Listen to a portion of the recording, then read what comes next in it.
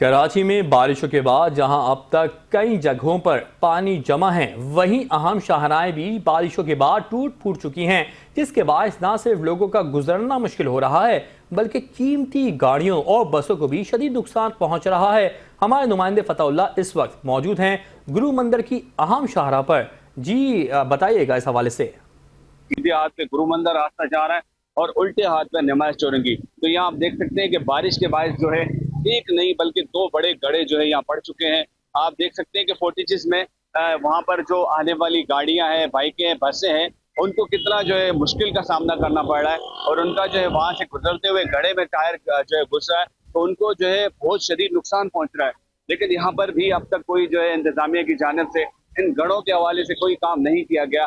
لیکن ابھی بارش کا ایک اور نیا اسپیل جو ہے یہاں پر کراچی میں داخل ہونے والا ہے، اس کے باوجود جو ہے ان گڑھوں کا یا یہ روڈوں کی مرمت نہیں کی جا رہی، جس کے باعث جو ہے یہاں پر ریڈ بس سے جو اس کو بھی جو ہے شدید نقصان پہنچ رہا ہے۔ وہ قیمتی بسیں ہیں، یہاں سے گزرتے ہوئے ان کو بھی شدید مشکلات کا سامنا کرنا پڑ رہا ہے۔ لیکن یہاں کی جو ہے انتظامیہ، مین روڈ ساتھ انتظامیہ بالکل غافل ہے۔